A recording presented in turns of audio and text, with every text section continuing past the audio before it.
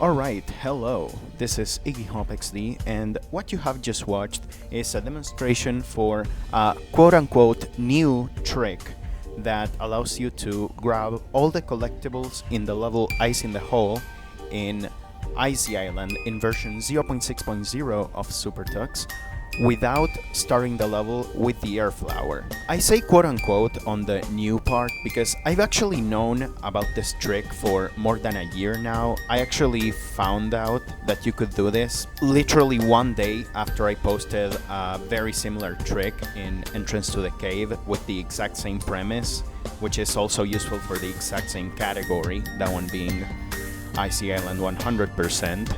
And basically, with this level now completable entirely with the Fire Flower, that basically means that there are no all collectible visits for any level left that require you to start the level with anything other than the Fire Flower.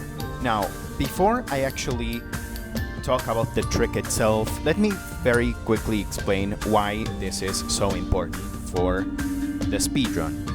Now, in version 0.6.0 of SuperTux specifically, which is the fastest 0.6.x version, and therefore the fastest version for this category, there's actually a very strange bug regarding this level's second secret area. In order to access that secret area, right, you are supposed to hit this switch right here. And what it would do, or at least what it's supposed to do, is to lower these two brown platforms that you see up here. But as you can see, I just hit that switch and these platforms are still up there. If you do the exact same thing on any other 0.6 version, so 0.6.1, 0.6.2, or 0.6.3, these platforms would indeed go down if you press the aforementioned grounded switch.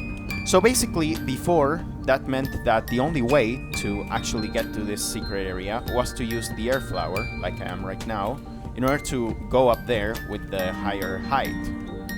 But now, with the Kaizo that I have shown earlier in this video during the level demonstration, now it is actually possible to reach this area without the need of the air flower, which obviously is massive, because now you don't have to do what the world record by Servalot does, which is to get the air flower, then go back to this level, then do the first half of this level only with air flower, then get up to this secret, then get back the fire flower, kill all the jumpies that you missed in the earlier areas, and only then continue.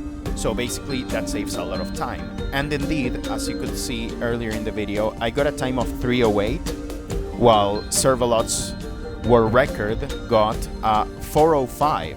So this saves about a minute, more or less.